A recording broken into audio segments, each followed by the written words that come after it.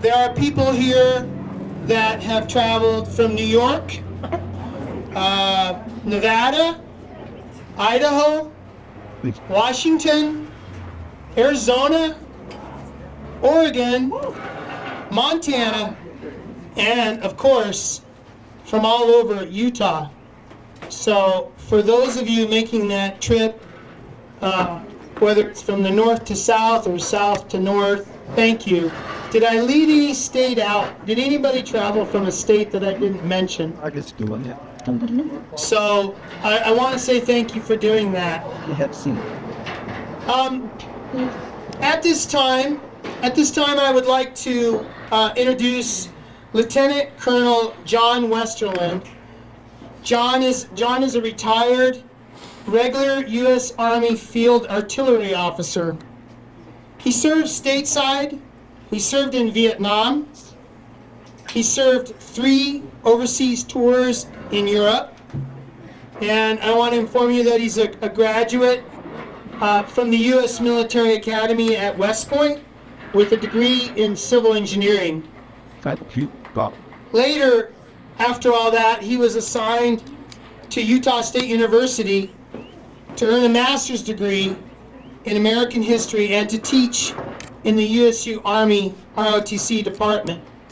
John he grew up in American Fork near Provo. In many ways, he is a homegrown Utahn. John is a family friend. I've asked him to say a few words about my dad and my dad. I'd like to ask you to come up and say a few words regarding my dad.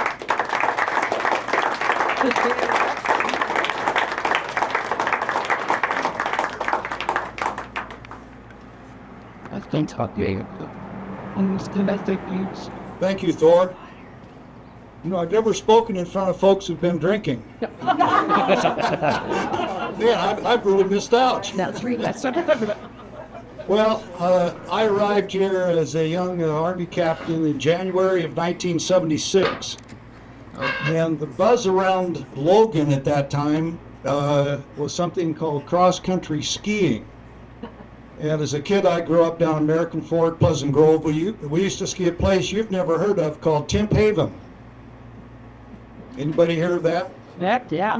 Yeah, Sundance. Yes.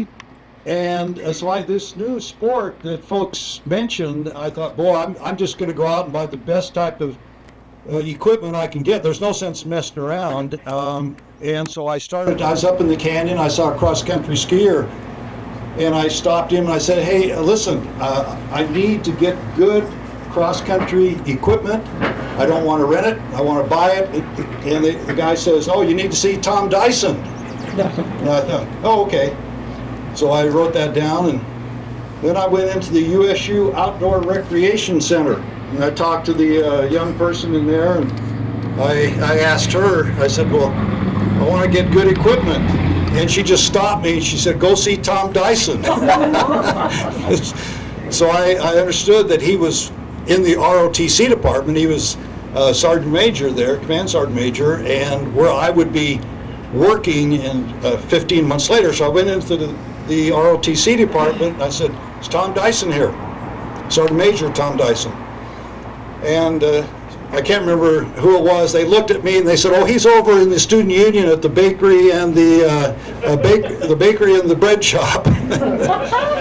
So anyway, I tracked him down, and that was the beginning of a wonderful friendship.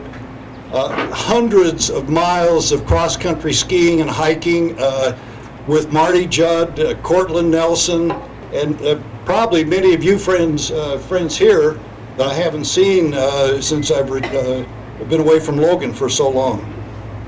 Just want to say a couple of things. One was a moonlit ski trip. And Tom and Helga, probably Thor, Marty, we were, and I know many, this is old time stuff now in Logan here. But, so we took off, the moon was high, and about midnight, and we went up Logan Canyon, just perfect. You know, it was about 0 degrees, the snow was perfect. We went up to Steam Mill Hollow. Steam Mill Peak area. Steam Mill Peak, and there's a loop up there. And so I just have a clear as ever picture of this. So we're doing the loop, and we're telemarking through the beautiful powder in the aspens, and we're going downhill. And Tom picked up a little too much speed. And you know, in your life, when you see something that you'll never ever forget, the visual memory. Tom was in my left, going he was a flit and a shying down the side of the mountain, and there was a big bump, and he hit the bump, and he did a somersault in the air and crashed into a big hill of powder, and uninjured. And probably partly because of his airborne training, he did a nice, what we'd call a tuck and roll. And it took us 15 minutes to find all his equipment. But the evening was a beautiful evening. We headed back to Dyson's for chili and hot chocolate about 1 o'clock. One other thing, just before I talk about Tom's military, in February of 1980, I threw a 50th birthday party for Tom. And I had a little apartment down here on the island on Preston Avenue. And I think Marty brought the beer, and we thought we'd have about 20 people. They could probably fit in my little apartment. Well, this tells you something about Tom. We probably had 50 people over there at the birthday party.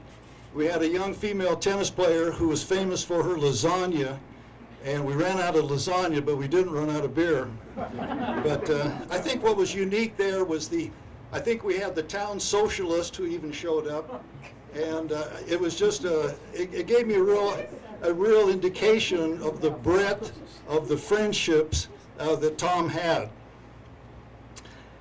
Anyway, Tom was an accomplished skier, obviously, a cyclist, a runner, hiker, an outdoor enthusiast, environmentalist, plus a real good member of the Logan community.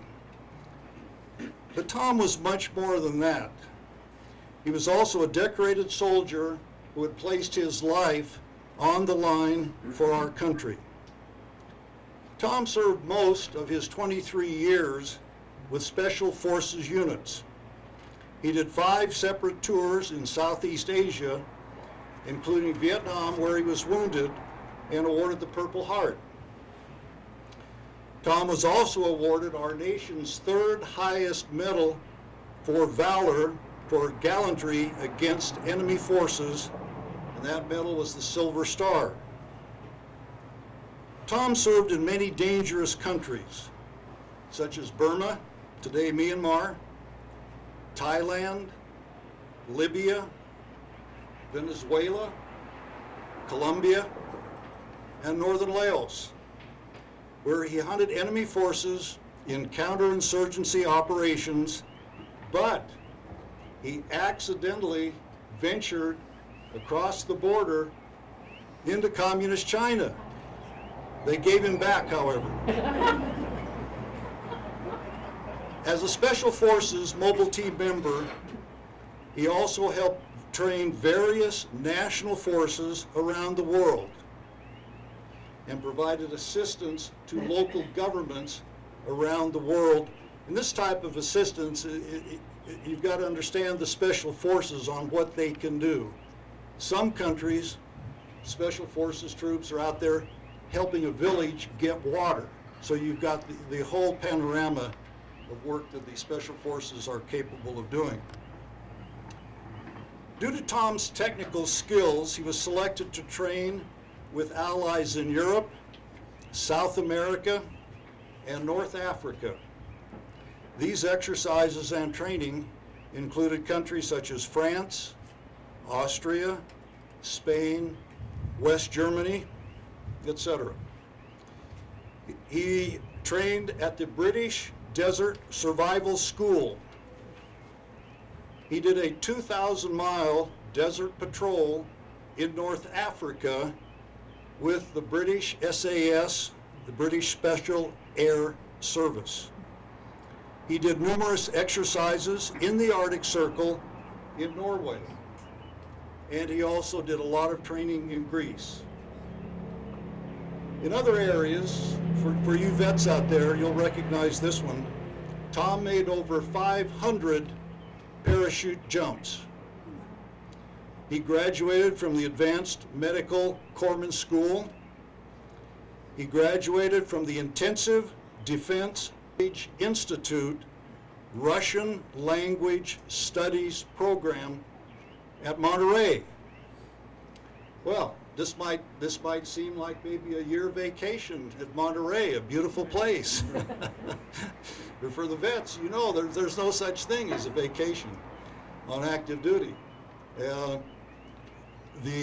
On day one, they issued him his books.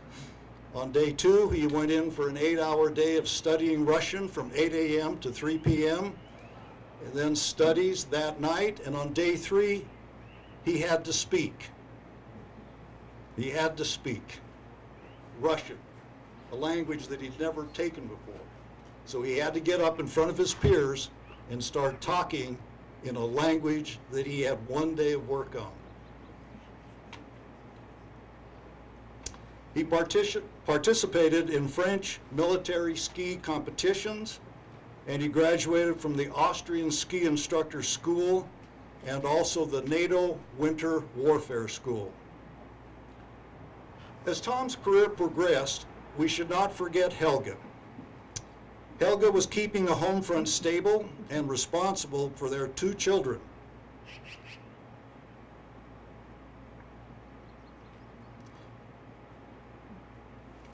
In his absence, as they moved from assignment to assignment. Tom rose to the highest enlisted rank, Command Sergeant Major.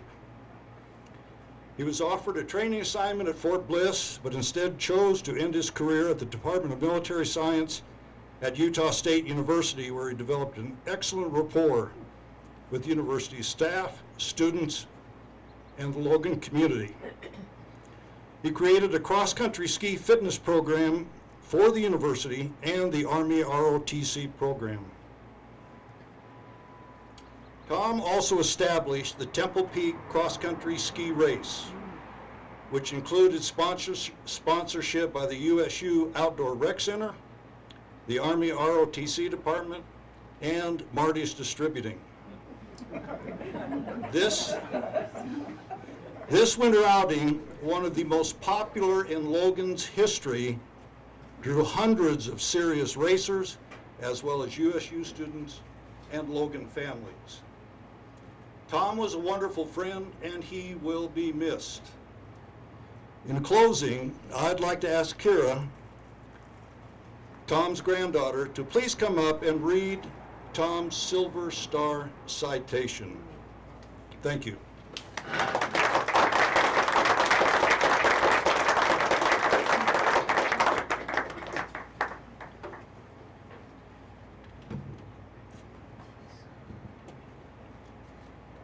So thank you. I will just get right to it and read the Silver Star citation for my grandpa.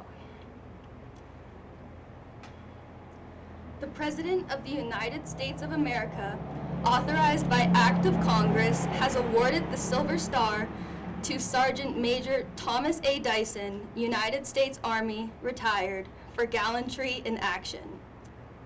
Sergeant Major, then Master Sergeant Thomas A. Dyson, United States Army, distinguished himself while engaged in military operations in Vietnam on January 11, 1969. As Team Sergeant of Team A331, 5th Special Forces Group Airborne, 1st Special Forces, Republic of Vietnam, Sergeant Major Dyson demonstrated fortitude, professional skill, and determination by rendering invaluable assistance to members of the Civilian Irregular Defense Group from Loc Ninh that were subjected to heavy machine gun fire and mortars by hostile forces. When the Vietnamese company commander and several other soldiers were wounded, Sergeant Major Dyson displayed complete disregard for his own personal safety and bravely exposed himself to an intense volume of gunfire as he moved the wounded to a covered area. Although wounded himself, and despite his own wounds, Sergeant Major Dyson rallied the members of the company. Then, with sound judgment, professional competence, and steadfast courage, he directed the company's withdrawal to a position for helicopter evacuation, and he remained with the covering force that was the last to withdraw. His determination, unselfish actions, and dedicated devotion to duty prevented further losses to the Vietnamese element and led to the safe helicopter evacuation of the entire Vietnamese force. Sergeant Major Dyson's conspicuous gallantry and personal bravery were in keeping with the highest traditions of the military service and reflects great credit upon himself and the United States Army. The Silver Star.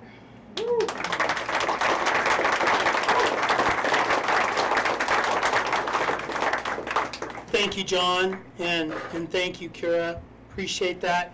I'd like to ask my son, Quinn Dyson, to come up. Quinn's going to read a recommendation for promotion, my dad's last promotion within the military.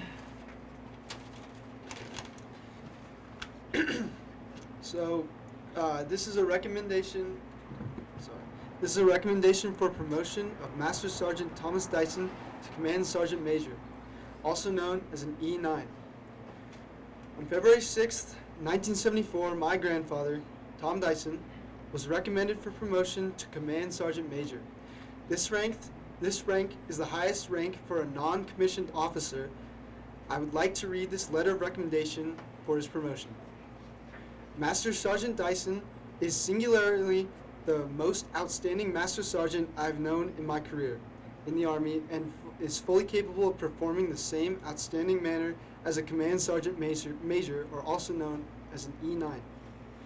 In addition to his normal operation duties and frequently filling in for the one assigned E9 in this detachment, he has initiated cadet programs and activities of inimitable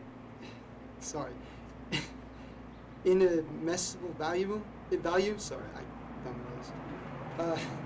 Examples. Dyson. Sorry, I skipped a page. Examples. A highly active and popular military cross-country skiing program, a program opened to the community as well as cadets. A rappelling program that has resulted in not only a challenge for cadets involving, but also highly visible of the Reserve Officer Training Corps known as the ROTC programs in the community. River rafting excursions that mix training and challenges with enjoyment and a fine endorsement of the ROTC, and as advisor to the local perishing rifle unit, won the distinction of being the most improved company in the United States from 1972 to 1973. Master Sergeant Dyson is concurrently taking university classes that will lead to his master's degree in political science in June 1974. The spin-off from this initiative has the most positive effect on the Army's reputation here at USU campus, with a rapport with the university staff, faculty, and students. Dyson has the unusual ability to work effectively with anyone from ROTC cadet to university president. He exemplifies the kind of command sergeant major that those of us concerned with the Army's future would want to see in this critical position. I highly recommend Master Sergeant Dyson for immediate promotion to the rank of Command Sergeant Major. This recommendation for promotion from my grandfather was submitted by Mr. Joseph Gappa, a colonel of the infantry and professor of military science. My grandfather reached this highest rank prior to his retirement from the military. He was a man of a good stature and a kind heart. He was a man of few words, but when he spoke, you knew it was something going to be important. He was a hero to us all, and one that will not be forgotten. Thank you.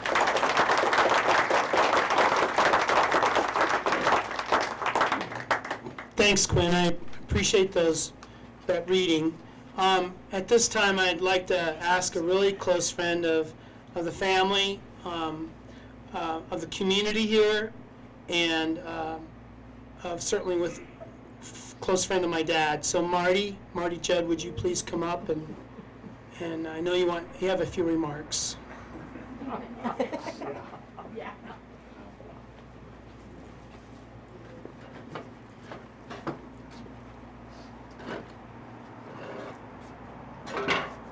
I'd also like to wish everyone a happy birthday for all the fathers here and all the fathers that are no longer with us, including Tom Dyson. I have one complaint. I would like to say how honored I am to be asked by Helga, Thor, Julie, and family to speak at my dear friend Tom's celebration of life today. Betsy and I and my daughters, Montana, Allie, and Carmen, always look forward to our return to beautiful Cache Valley and reuniting with so many close friends that are here today to honor Tom. I came to Logan in the fall of 1969, I believe the same year Tom and Helga arrived, from the mining city of Butte, Montana on a football scholarship to attend Utah State. Except for the mountains, Logan and Butte have little in common, especially for an Italian Catholic kid like me who was raised above a bar called the New Deal after FDR. My intentions were to get my degree in 4 years and move back to Montana. Most here who came from other areas of the country for school or other professional reasons probably had similar exit plans. Little did I know that 50 years later I'd have a wonderful educational experience at Utah State where I made many friends, bought a beer distributing business, of all things, met my wife Betsy, and raised our 3 daughters here. I have many reasons to be happy with my decision to stay in Cache Valley, but most important to me was the lifelong friendship I made with the Dyson family and all of you. I first met Tom and Helga in 1977 through John Westerland, who knew him through the USU Army ROTC, where John was a major at the time. Well, no, a captain, I guess, and Tom retired sergeant major. I knew of Tom because he was the one who started the Temple Peak cross-country ski race in Logan Canyon. Tom put together a unique coalition of organizations in the community to sponsor this race, which included the Army ROTC, USU Forest Service, and USU Outdoor Recreation, which was then run by J.J. Platt, who was the leader of the Logan Young Socialist Alliance. Only Tom had the ability to bring such a diverse organization together, the Army and the Young Socialists. My company later became a co-sponsor when John asked me to provide drinks at the finish line. This race became the social event every winter for 16 years, where there were up to 300 entrants. It was not your typical cross-country ski race. There were 30 or so serious racers who participated, and the rest were there for the great scenery and a good time. The 15K race started in the Upper Sinks Road, ascended to the base of Temple Peak before it dropped down through a narrow canyon and finished at the forestry camp in Logan Canyon. It was a sight to see all the skiers coming off the top of the hill, where there were many legendary crashes. One year, our friend Bernie Hayes, he even stabbed himself in the leg with a ski pole, but he still finished. He told me later that he was motivated to finish because he didn't want to miss out on the beer at the finish line. Tom used this race to not only promote cross-country skiing with ROTC cadets, but with the greater community as well. I consider Tom Dyson and the late Scott Datweiler, then the owner of Trailhead Sports and a close friend of his and others in attendance here, as the 2 pioneers of cross-country skiing in Cache Valley. As my friend Bruce Buggy would say, they were the Hank Aaron and Babe Ruth of cross-country skiing. After meeting Tom, I went on a few social cross-country ski trips with the Dysons and others. As one of the first ski trips I went on, we were just learning how to telemark ski, and I went down a slope and I fell, and then all of a sudden Tom skied right next to me and covered me in snow, and I was covered with snow, and I got up and I said, Tom, you know, if God wanted Texans to ski, he would have made bullshit white. So, anyway, as most of us here know, there was always a trial period with Tom before he felt comfortable to ski or socialize with you and eventually become his friend. I attributed this to his military background. One day, Tom and Thor asked me to go skiing with them to the top of Mount Logan, having never been up there before, accepted their invitation. The day we went was beautiful. with blue skies and a foot of new snow. I call days like this extra blue after the ski wax we always used. We started up Dry Canyon with our backpacks, edgeless of pokey skis and a solo boots, and without climbing skins, which we never had at the time. After a long trip of breaking trail, with long traverses and obligatory 1 or 2 runs down Little Big Mountain, which Thor always wanted to do, we finally made it to the top of Mount Logan. We sat down to have lunch and enjoy the view of Cache Valley below, and as we started to eat our sandwiches, to Tom and Thor's surprise, I pulled out 3 16-ounce cans of Bud Light for us to drink. Tom had this huge grin on his face, and it was then that I knew I passed the notorious Tom Dyson test, and it was at the start of a lifelong friendship. Over the years, we made many cross-country ski trips together to our favorite places in Logan Canyon, such as Steam Mill Peak, Double Top, Mount Naomi, Tony Grove, Millville Peak, and the Wellsvilles. The skiing was great. But the best was all the friends we made along the way. I think some of them are here, some are not. Our late Ron Ryle, Bert Tanner. I called him Bert. He only drank 1 light beer, Tanner, and his son Bertie. We had Art, Comrade X Hears. He's here. That was his real name at one time. And Jesse, I called him Dion. Betsy, and Logan's mayor, or Cache Valley's mayor, Larry Jacobson. And then also, Tom made many, many special runs and ski trips with his dear friend Bill Doucette. We also made did quite a little bit of cross-country ski racing, and we skied the Yellowstone Rendezvous 50K race 3 different times. Tom also raced with Thor in the 30K Boulder Mountain Ski Race in Sun Valley, Idaho, and won his age group and a $100 prize. The race director warned him that if he accepted a $100 prize, he would lose his amateur status. Tom looked at him, he says, "Give me the $100." I would like to share with everyone a few of interesting stories about Tom. All the years I know Tom, he never once discussed any of his combat experiences while he served in the military. Thor and I both agree that he was the most humble man we knew and would have been annoyed by his obituary. He did tell me many interesting stories about the men and women he served with and some of the countries he served in. One was when he was in combat in the jungles of Thailand, and Tiger Woods' father, Earl, was assigned to Tom's detail for a few months. After performing their combat duties during the day, Earl would bring out this driver in the evening and hit balls into the jungle. Tom told me that Earl even let him hit some balls, but I was told to never let any of his friends know that he played golf. After a few months, the general found out that Earl was a good golfer and he was transferred to Bangkok to help the general with his golf game. I believe Earl met his future wife there, and as history goes, Tiger Woods came along later. So Tom was a little bit a part of that. Another time, Tom and fellow Special Forces soldiers were called to investigate a terrorist attack on an oil rig in Libya. They traveled many days across the Sahara Desert and arrived at the rig when they met the infamous Texas oil well firefighter, Red Adair.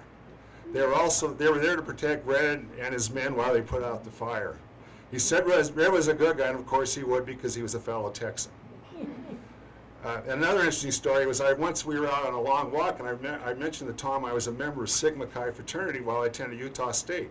He definitely didn't seem like someone who would be interested in my fraternity experiences when I was in college, but to my surprise, he told me that he was a member of fraternity at North Texas State. Not only was he a member of the fraternity, he was president of that fraternity, and later became president of the North Texas State Fraternity Council.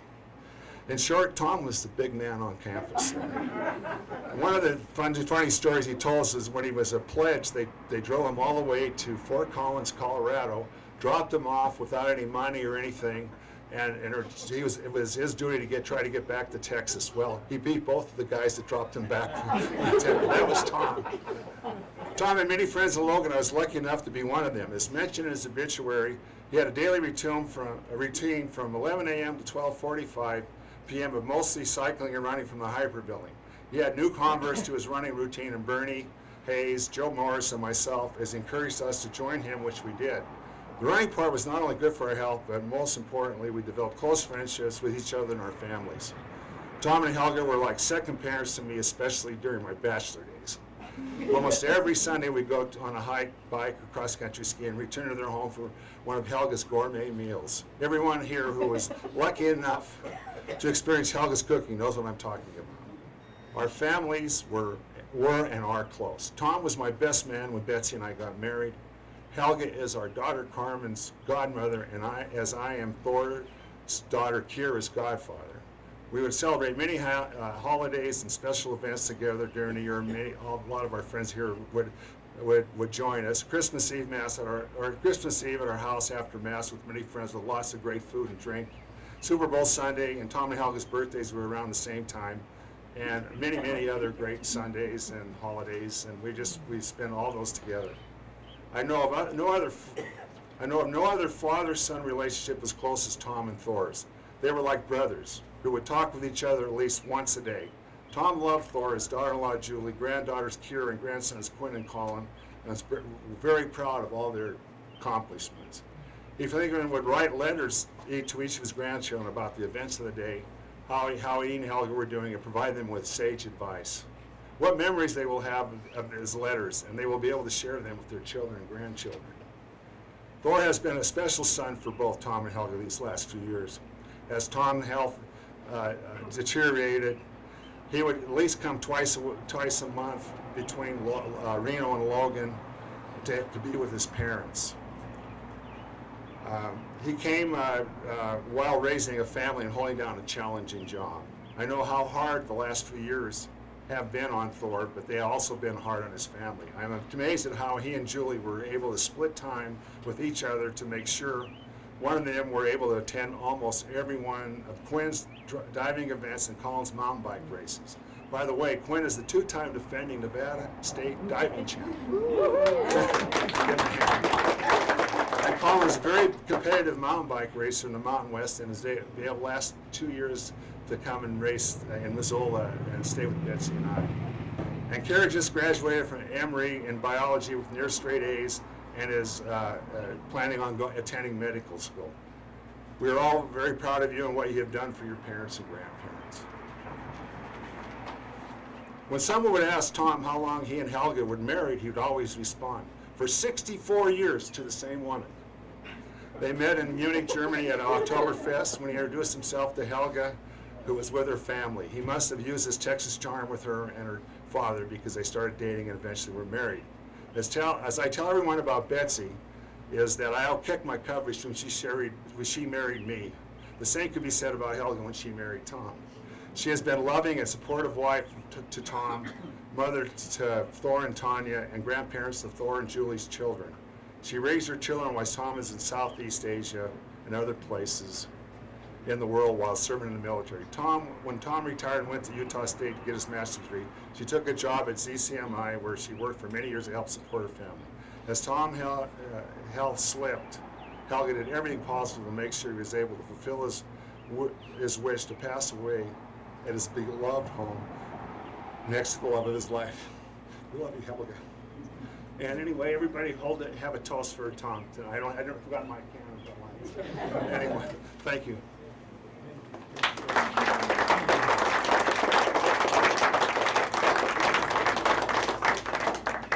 Thank you. At this time, I'd like to ask my son, Colin Dyson. He's a twin to Quinn, who was up here earlier. Colin's going to read an email that I got from Jesse Detweiler. As a show of hands, how many of you in this room know the Detweiler family? Quite a few. So Jesse couldn't be here, but I wanted Colin to read her email. Colin, please come up.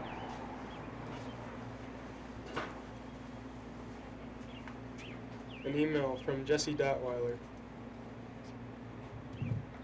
I was always taught to speak respectfully to others using Mr. or Mrs. in front of their name. Mr. Dyson corrected me many times to just call him Tom. I finally learned that it was okay to call him Tom. He was a kind man. He thought of others and wanted to help. One time I came to visit after Scott had died, and he showed me his concern by wanting to help me in any way. He was always down to earth, a real person. It was easy to talk with him. He didn't make you feel inadequate, even though I do believe he knew a lot more on the subject than he expressed. He was smart and understood things on a higher level without being a know-it-all. I do believe he was a friend to everyone. He and Helga always made my family feel welcomed in their home. We came to visit on some holidays. I remember their generosity with our children. One Easter, they gave our kids giant chocolate Easter bunnies. I don't know how they know we were coming, but I'm quite sure that we hadn't told them. I tried not to accept them because I was worried. I was taking candy from someone else who they had planned on coming, but they wouldn't hear of it.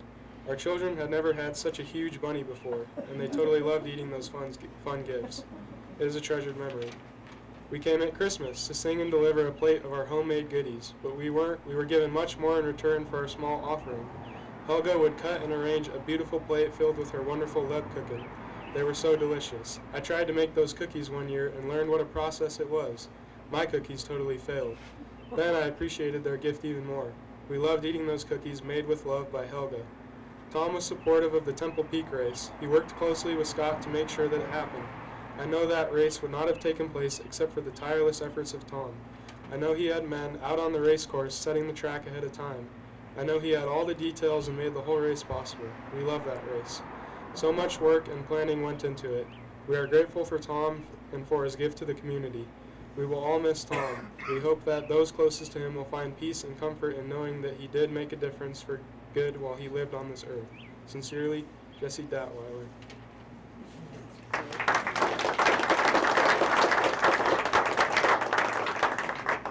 Marty, thanks for your remarks, and Colin, thank you for your remarks and reading that letter. I'm going to conclude as far as the formal talks are concerned.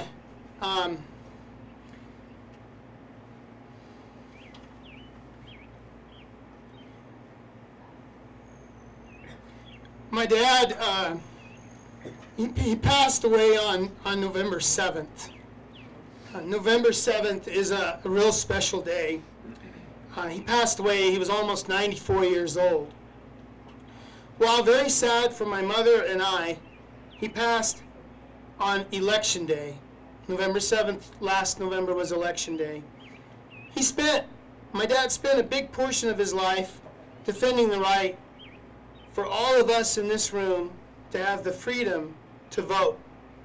Voting for him was very important. He put his life on the line for all of us to vote. I heard him once state, I have been shot at on 5 different continents, and I'm not about to give up any of my rights. Voting was important to him. Also on November 7th, 2023, it snowed early that morning. It snowed within 1 to 2 hours of his death, and as all of you in this room have known or heard tonight, he loved the snow. He loved skiing, and that added to the mystique of my dad's passing.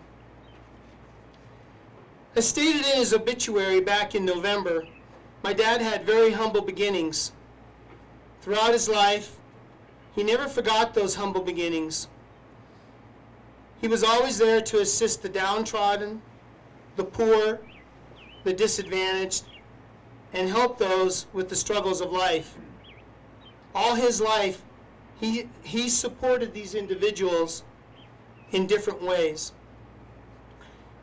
My dad meant so much to me. I did not see much of him as a young child, as he was always gone on some military assignment on the other side of the world. I am blessed that my mom took on the role of both mother and father while he was gone serving our country. Dad would take advantage of our time together, particularly here in Cache Valley. As his military career ended, our relationship began to really start and to grow in terms of time spent together, talking about life, talking about work, exercising, biking, skiing, and our individual friendships. All the while, he and I attended and then graduated from Utah State University. My dad graduated with an MS, a master's in political science, and I graduated with a bachelor's in civil engineering. It was during this time I would listen and hear many of his sayings or quotes. I still use them to this day with others. And here are a few of his quotes. He quoted other people, some of you in this room. He also had his sayings he got elsewhere. Be in a meeting, speak nothing, be thought of as a fool. Be in a meeting and speak, and erase all doubt. Meetings beget meetings. Basically, he was saying meetings produce more meetings. I think a lot of us in this room know that. It is easier to get a job when you already have a job. And that was really true for me. There is a lot less pressure. Another quote, and I was talking to someone tonight, I can't remember. It was, where's Liz Mott? Did she leave? If you can't be well trained, you might as well be well rested. And I think that's Bernie's quote. If you can't be well trained, you might as well be well rested. Remember, you can eat too much, but you can't eat too often. This applied to skiing, and cold. It is easier to stay warm than to get warm, and that's true. I experienced that. So always stay warm. Don't try to get warm. Another quote, always keep all your options open. And that's very true. Always keep all your options open. When all else fails, read the directions. I heard that a few times in my lifetime. Another quote, once a parent, always a parent. And that's true. My dad was a parent to the day he died. Always still worried about me and my family. Never burn your bridges, no matter how good it will feel at the time. And I learned that too. It never pays to be mean or nasty. Another quote here. I don't think this is his, but he would say it a lot. We have met the enemy, and it is us. Only worry about the things you have control over, and that's so true as well. There were many quotes he had, a lot of sayings. Those are a few of them. My dad accepted all my friends from USU and from Logan, and I accepted his friends, many of you who are in this room. All of you are important to me and to my mom. I want all of you in this room to know how grateful my mom and I are for your friendships. And we hope to continue these friendships for a long time to come. I remember my dad was always there for our family and was always there to support and to guide me. When I needed a calculator or whatever for school, my dad immediately provided the tools I needed for my education and for eventual success in life. My success as an engineer, and certainly in life, was due to my dad's continual influence.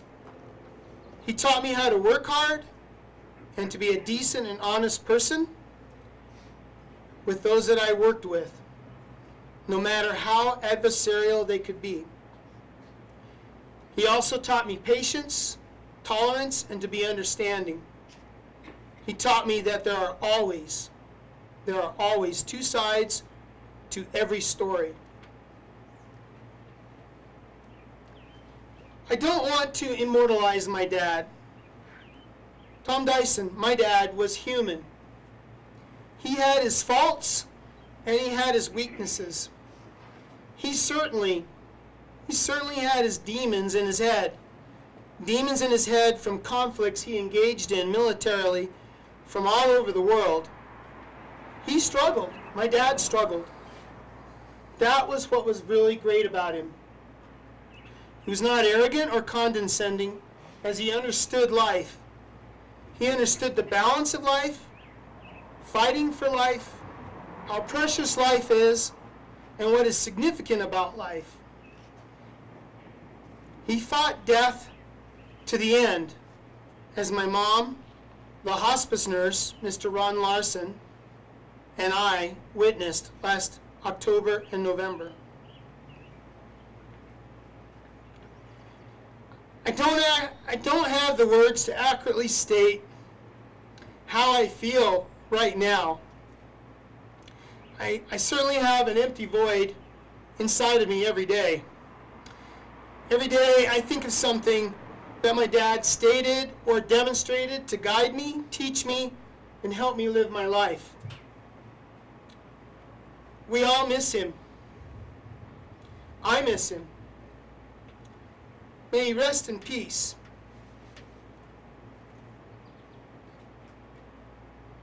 Please hold a glass or bottle or whatever to toast in honor of my dad, our friend, Tom Dyson. Thank you.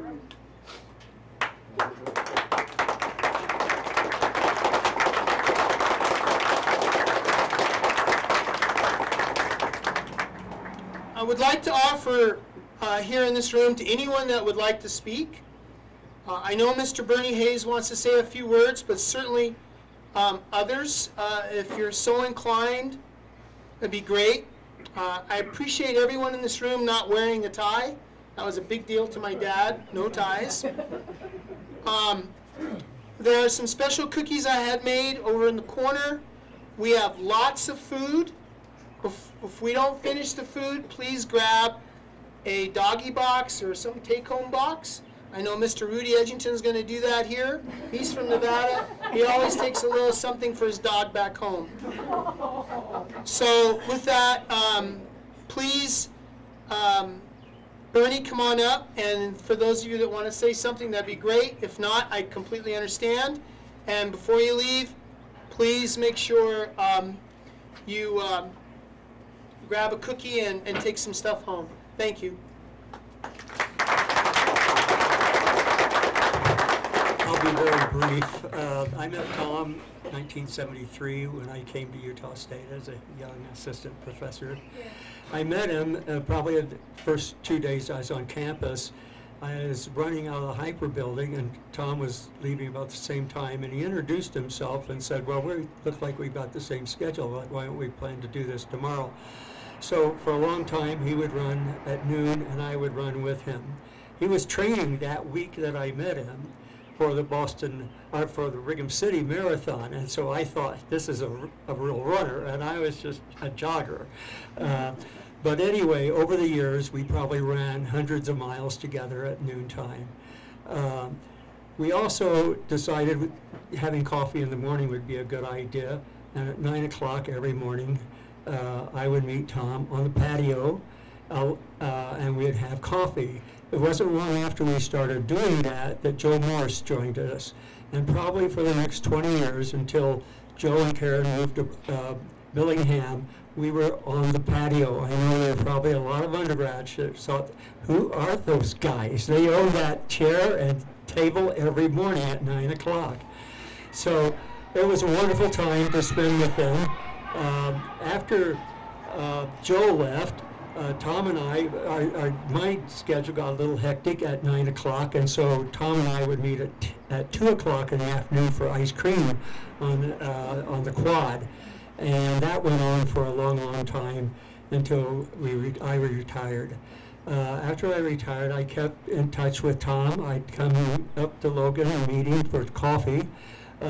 We'd come up for any occasion when Marty was in town, and we'd get together with Tom and Bill Doucette and others. But it was a wonderful chance to know Tom from 1973 until his death. He pretty much changed my life in a lot of ways. I had been a golfer. I'd been an indoor rec person. He got me outside. He introduced me to our wonderful Logan Canyon with hikes and things like that. I knew Tom. I noticed him almost before I knew him, that he would ride his bike in from Providence every morning. And we talked about that. And he thought it would be a good idea if I had a bike too. so he took me down to Jeff Keller, who was working in the basement of Sportsman at the time, and he bought me he didn't buy me a bike, but he picked out a bike for me to buy.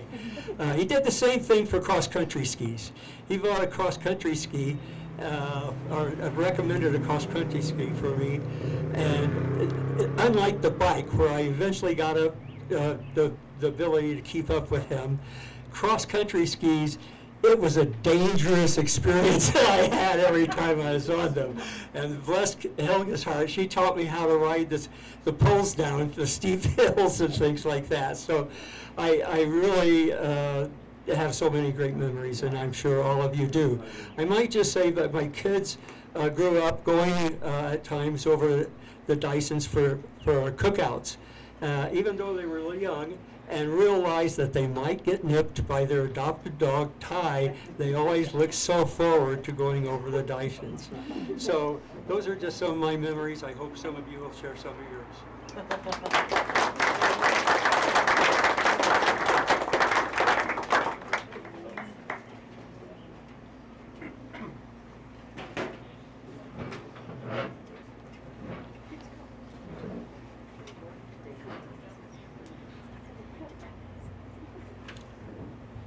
Okay, I think we're good. That was a lot of talking. That was my speech anyway, so. Thank you so much for coming.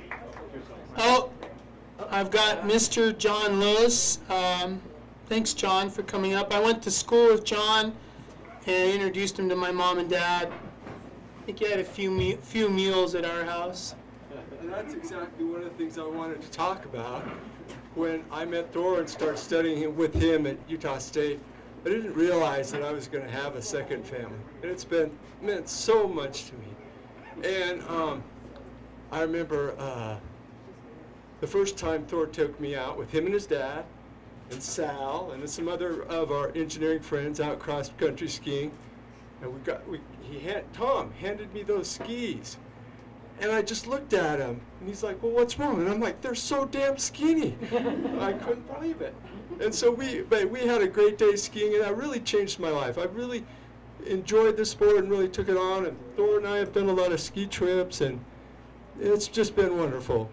And, you know, and looking back, Tom always impressed me with some of the sage advice that he had. And Thor listed a bunch of those, and one of the things I remember him telling me, though, was he said, when we first moved to Logan, my dad said to me, look, if you're in class, and this is what, when you first moved back here? 69, 7? Right, imagine Logan back then. And Tom told him, if they ask you if you're Mormon, you raise your hand. And I was like, that is smart. So, you know, and then I always remember that. And Tom didn't talk a lot about his military stuff, but I remember the story he told me of why he never bought Michelin tires. I was like, Tom, you don't never buy Michelin tires. Because when I was in Vietnam, the French would not allow us to shoot where there were the rubber trees. So imagine that you're not supposed to shoot the enemy because of the rubber trees. Now, I don't know if he ever disobeyed that rule, but that was unbelievable to me. But you know, usually the ski days ended with us going over to the Dysons, and Helga would have something fixed for us, and I really enjoyed that. And Thor would say, like, John, yeah, I know you really like going over and having dinner with us. I'm like, but he's like, you know, I'm like, Thor, you've just not spent the last 2 weeks eating Wrangler stew, which is a concoction of different kinds of beans to get through school. So it was always wonderful, Helga. I really appreciate it. And it really was, everybody in the Dyson's family has been a second family to me, and I've really appreciated and loved them all. Thanks, Thor.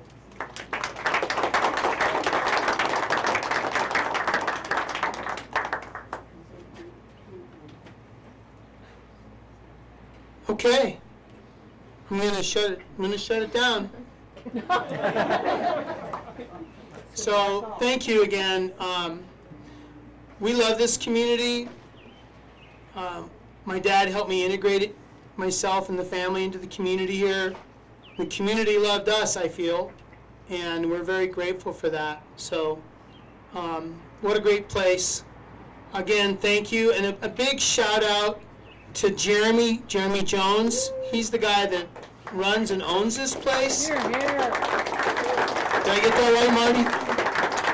And a shout out to Marty to recommending Jeremy Jones for this place. Shout out to Mr. Mike Christensen for playing the guitar. A shout out to my kids who did the talks. I know it's not easy. Thank you for doing that. And a shout out to all of you traveling from very far, very, very different places, making the many hours and many miles to get here. Dennis, the last minute, you saved us with the mic, the lectern. I didn't know this, but lecterns are kind of non-existent nowadays. But Dennis, thanks for digging this out of some basement or closet. Appreciate that. So, and the Hayes family, the Judd family, John Westerland, thank you. And thanks to my mom for being there to the very end, my dad. And I can't say enough. I said something there about my friends in my talk, and I do mean that. So thank you. Please enjoy the rest of the evening. We are going to get kicked out of here in a little while, so make the most of it. And there's plenty of food and cookies. Please get a doggy box. Thank you.